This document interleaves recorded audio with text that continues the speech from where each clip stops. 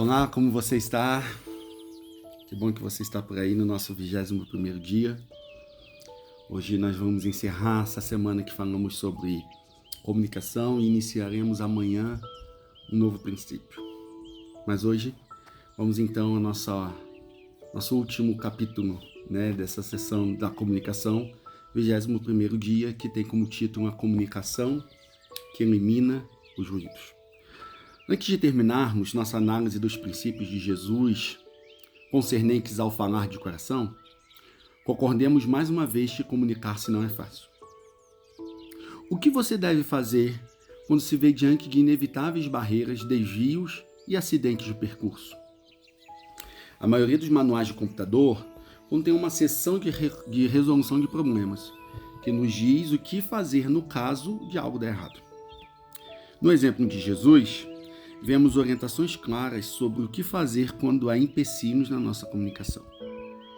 Nas respostas que dava à pessoa e circunstâncias imperfeitas que eram comuns na vida de Jesus, ele nos ensina que precisamos fazer para eliminar os ruídos na nossa comunicação.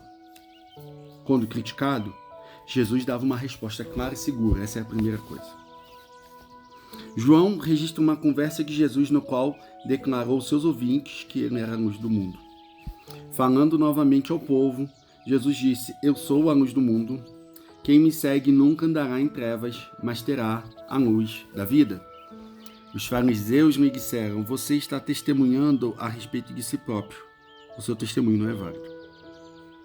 Respondeu Jesus: "Ainda que eu mesmo testemunhe em meu favor, o meu testemunho é válido, pois sei de onde vim e para onde vou, mas vocês não sabem de onde vim e nem para onde vou."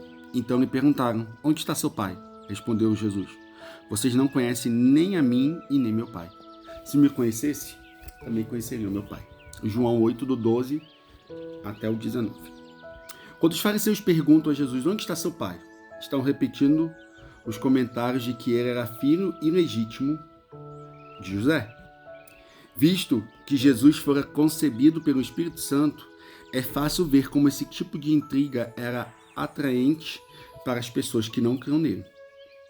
E os fariseus não estavam isentos da referência velada a esse insulto contra Jesus e sua família. O que você tende a fazer quando enfrenta o ataque da crítica? Contra-atacar? Jesus, ao contrário, escolheu dar uma resposta clara e segura. Em vez de se rebaixar ao nível de seus críticos, disse a verdade. Quando você decide contra-atacar, isso somente confirma à pessoa que o criticou que ela pode estar certa. Visto não sermos perfeitos, pode até haver alguma verdade na crítica. A crítica é como goma de mascar.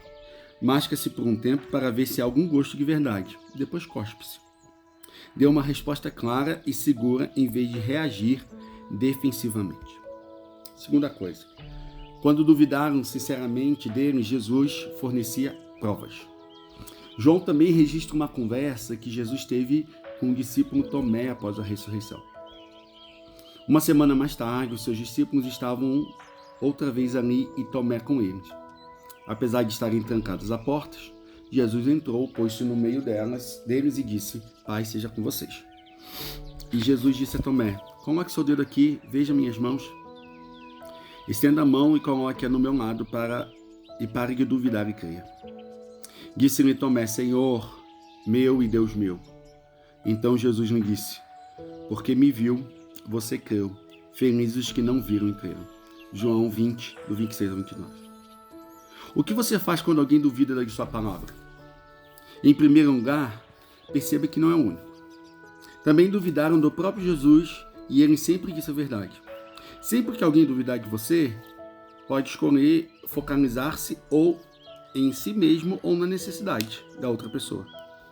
A dúvida dela talvez esteja fundamentada em egoísmo, em requerer um tipo de resposta ou em desconfiança, raiva, medo ou insegurança, que requerem um tipo de resposta totalmente diferente. Jesus não focalizou a dúvida de Tomé, mas a necessidade dele. Jesus poderia ter dito: "Quem é você para duvidar de Deus?" Em vez disso, humildemente convidou Tomé a tocar as marcas das feridas em suas mãos e lado. Voltaremos à história de Jesus e de Tomé na próxima semana, quando tratarmos de misericórdia e de juízo. Terceira coisa, quando você estiver ridicularizado, faça como Jesus, silencie. O profeta Isaías recebeu um vislumbre do Messias vindouro e compartilhou no tão valorizado capítulo 53 de sua profecia. Entre outras coisas, Isaías escreve o seguinte sobre Jesus: ele foi oprimido e afligido, e contudo não abriu a sua boca. Como um cordeiro foi levado para o matador, e como uma ovelha que diante de seus tosqueadores ficam calada, ele não abriu a sua boca. Isaías 53, 7. Alguns comentários não merecem resposta. É melhor simplesmente deixar passar. A crítica às vezes deve ser respondida, mas a crítica sarcástica ou zombadora nunca merece resposta. A Bíblia diz que uma resposta a esse tipo de crítica resultará em mais prejuízo do que bem.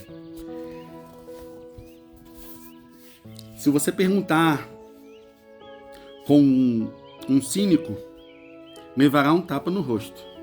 Confronte o mau comportamento e receba um chute na canela. Portanto, não desperdice seu tempo com o zombador. Tudo que você receberá pelo esforço é insulto. Mas se você corrigir os que se importam com a vida, isso é diferente. Eles nos amarão por isso. Provérbios 9, 7 até o versículo de número 8. E a referência é a Bíblia e Mensagem. Quando prensado num canto, Jesus acendia a luz. Os oponentes de Jesus muitas vezes tentaram prensá-lo num canto enquanto falava com ele. E eles lhe faziam perguntas para pegá-lo com alguma contradição pelo qual pudesse condená-lo mais tarde. Jesus não fugia dessas situações, nem caía na armadilha tão espertamente planejada. Em vez disso, acendia a luz da verdade sobre a situação ao apresentar uma perspectiva diferente. Certa vez, alguns oponentes religiosos de Jesus tentaram apanhá-lo numa armadilha ao lhe perguntar se deveria pagar imposto ao César. Caso dissesse sim, estaria apoiando o governo opressor de Roma. Se dissesse não, seria bem quisto pelo povo, mas estaria rebelando-se contra Roma. Jesus negou-se a pensar como eles. Em vez disso, apresentou uma nova perspectiva. Mostre-me a moeda usada para pagar o imposto. Eles lhes mostraram um denário e eles me perguntou: de quem é esta imagem nessa inscrição? De César, respondeu o povo. E eles disseram: então, deem a César o que é de César e a Deus o que é de Deus. E ao ouvirem isso, ficaram admirados e deixando-o, retiraram-se. Mateus 22, do 19 ao 22. Quando rejeitado, Jesus ia para outro lugar. Talvez a lição mais difícil e valiosa a aprender de Jesus é o que fazer quando nós, ou nossas palavras, somos rejeitados. É importante constatar que até o Filho perfeito de Deus foi rejeitado por aquilo que fez e disse. Não pense que a rejeição é sempre culpa sua. Às vezes, certamente, mas nem sempre. Outros podem rejeitar você ou suas palavras, mesmo quando faz tudo certo. Então, o que você deve fazer quando já tentou de tudo e fez todos os esforços e mesmo assim é rejeitado? Com frequência, fazemos exatamente a coisa errada. Somos rejeitados e reagimos ao insistir ainda mais com a pessoa que nos rejeitou. Pensamos que os nossos esforços nos levarão para mais perto da pessoa, mas isso quase sempre tem exatamente o efeito contrário. Nossa insistência faz com que o outro se sinta importante. Olha só, alguém está me perseguindo, pensa. Assim nos rejeita mais ainda. É um jogo que não ganhamos nunca. Contudo, é um jogo que muitos pais e filhos, maridos e esposas, chefes e funcionários têm jogado durante anos. Jesus nos dá a resposta por meio desse exemplo. Quando as pessoas lhe pediram que saísse, não tentava convencê-las de que deveria ficar. Ele saía porque sabia que o coração delas estava endurecido. Sabia que insistir as afastaria ainda mais. Lembre-se de que quando o jovem rico rejeitou sua proposta de fé, Jesus deixou que fosse embora. Marcos 10, do 17 ao 30. Quando uma cidade rejeitou sua mensagem, eles, os discípulos, saíram e foram para outra cidade. Esse princípio é tão importante que Jesus o ensinou aos discípulos antes de enviá-los ao serviço. Se alguém não os recebe, nem ouvir suas palavras, sacudam a poeira dos pés quando saírem daquela casa ou cidade. Mateus 10, 14. Isso significa que você nunca experimentará um relacionamento restaurado com as pessoas que o rejeitaram. Claro que não. Não é isso. Isso mostra que, na verdade, a melhor oportunidade para a restauração é parar de jogar o jogo de persegui-las em busca de afirmação e aceitação quando o rejeitam. Afastem-se do relacionamento.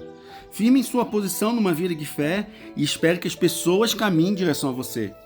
Encontre segurança no relacionamento com Deus e conscientize-se de que não precisa da aceitação delas para ser amado e valorizado. Não fique ansioso. Tampouco comece a persegui-las de novo diante do primeiro pequeno passo que der ao seu encontro. Você correrá o risco de ser lançado novamente naquele jogo doentio. Espere para ver mudança genuína e, em seguida, comece a edificar algo novo a partir daí.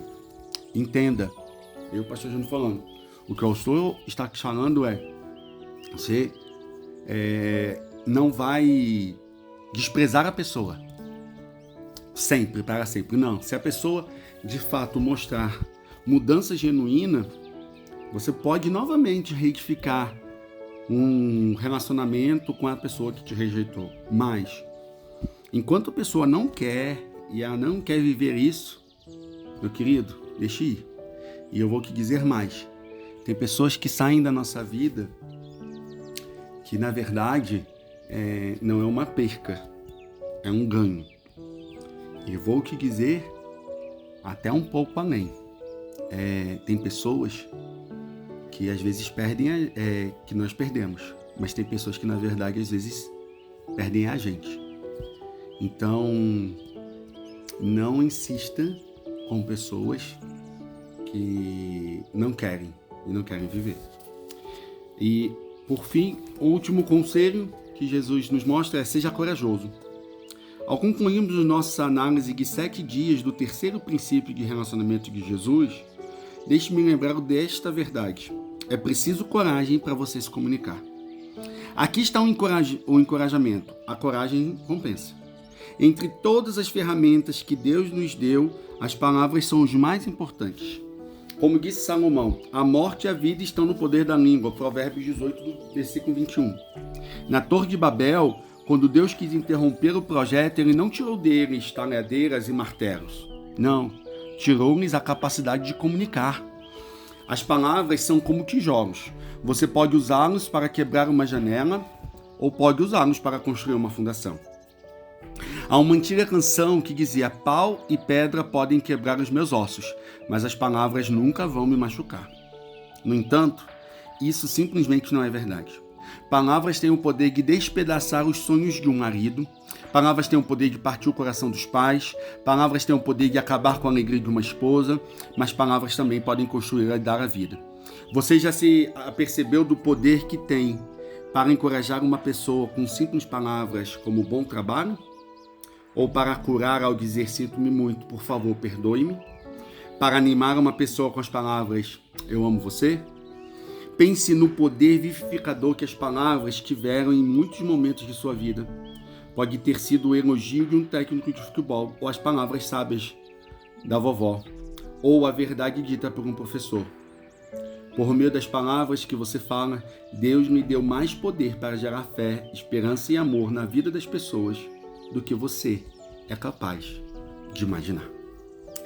Dia 21, pensando então sobre os nossos relacionamentos.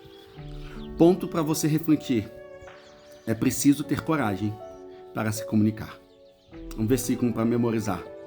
A morte e a vida estão no poder da língua. Provérbios 18, do 21 em diante. Uma pergunta a considerar. Há alguém que precisa ouvir você dizer: quero começar a reconstruir a confiança? Ou eu perdoo você? Ou já faz tempo demais que nós não nos falamos? Ou reconheço que as minhas palavras revelam o meu coração? Ou, sinceramente, é isso que eu quero compartilhar com você. Um desafio de amar. Escolha uma dessas frases e fale a elas a alguém. Amanhã começamos o 4º princípio nesses nossos 40 dias de amor. E vamos falar sobre o perigo de julgar. Que o Senhor possa te abençoar e que a sua vida seja repleta ainda mais da graça e do amor de Jesus. Deus te abençoe, meu querido.